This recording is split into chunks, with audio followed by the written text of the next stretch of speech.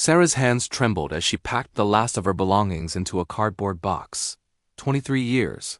23 years of double shifts, missed birthdays, and quiet sacrifices, all ending with a cold email and a security escort to the door. Budget cuts, they said. Her position was redundant, they explained. But Sarah knew the truth. She had spoken up once too often about patient care, about corners being cut, about the lives that mattered more than profit margins. The autumn wind bit at her face as she walked down the hospital steps for the final time. Her car had broken down 2 days ago, and she couldn't afford the repairs now. The irony wasn't lost on her. A nurse who had saved countless lives couldn't save her own vehicle. She adjusted the box in her arms and started the long walk home through the industrial district, a shortcut she'd taken 1,000 times during her years at County General. But what happened next would change everything.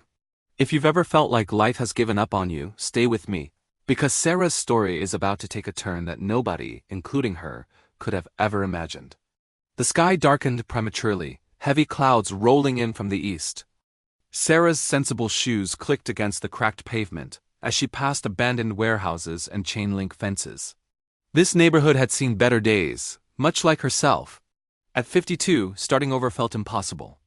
Who would hire a nurse her age when fresh graduates worked for half the salary? She was so lost in her thoughts that she almost didn't hear it. A sound like thunder, but rhythmic, pulsing. Sarah looked up and froze. 2 helicopters descended from the churning clouds, their rotors whipping debris into spirals around her. They landed on the empty street ahead, blocking her path. The wind from their blades nearly knocked her over, and her box tumbled from her grip, scattering pens and family photos across the asphalt. Men in tactical gear poured out, their faces intense with urgency. Sarah's first thought was that she'd stumbled into something dangerous, a drug raid or worse. She backed away, heart hammering, but one of the men spotted her and began running forward, waving his arms. "Where's the nurse?" He shouted over the roar of the engines. "We need a nurse!" Sarah pointed back toward the hospital, confused, but the man grabbed her shoulders gently. "You! Are you a nurse?" She nodded, speechless, and suddenly she was being pulled toward the nearest helicopter. Inside, she understood. A young woman, barely 20, lay on a stretcher, her skin pale as paper, blood soaking through makeshift bandages on her abdomen and leg. 2 paramedics worked frantically, but Sarah's trained eye saw immediately that they were overwhelmed. "Construction accident downtown," one of them shouted. "Scaffold in collapse. We have 7 critical patients split between both birds. This is Emma Chun, multiple penetrating wounds. We're losing her." Something shifted inside Sarah. The defeat of moments ago evaporated. This was what she knew, this was who she was. She dropped to her knees beside Emma, her hands moving with the muscle memory of 2 decades. She assessed the wounds with quick efficiency, noting the arterial bleeding, the signs of internal damage, the shallow breathing that spoke of pneumothorax. "Get me a chest tube kit," she commanded, and the paramedics scrambled to obey. There was something in her voice that left no room for question. She was no longer a fired employee walking home in shame. She was a nurse, and this girl needed her. The helicopter lurched into the air as Sarah worked. Her fingers, steady despite the chaos, inserted the chest tube with practiced precision. Emma's breathing eased slightly. Sarah moved to the abdominal wounds, packing them properly, applying pressure exactly where needed, speaking calmly to the semi-conscious girl about holding on, about being strong, about the life waiting for her on the other side of this moment. "She's stabilizing," one of the paramedics breathed in amazement.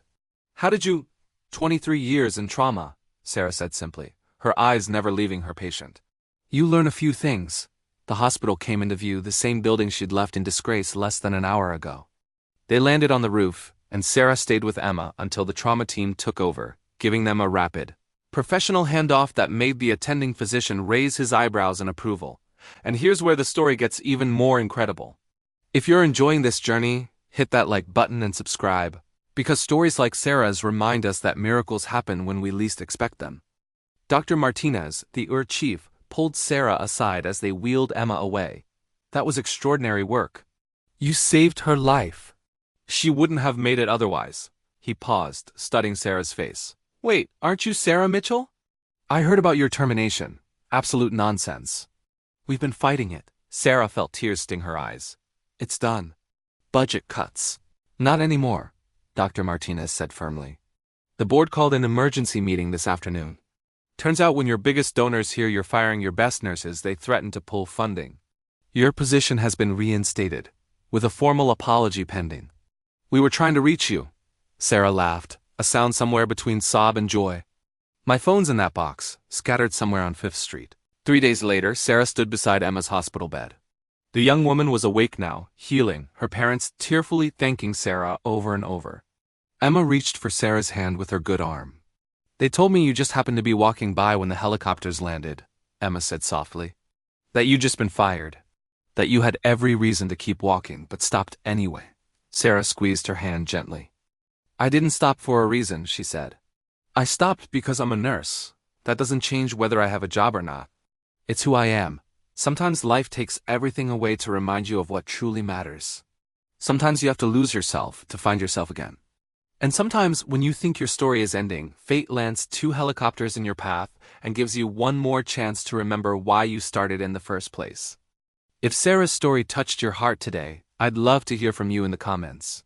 Have you ever experienced a moment when everything seemed lost, only to discover that life had something better planned? Share your story below. Your words might be exactly what someone else needs to hear today.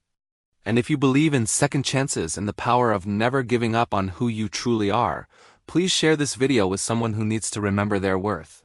Thank you for being here, and remember, your darkest moment might just be the setup for your greatest comeback.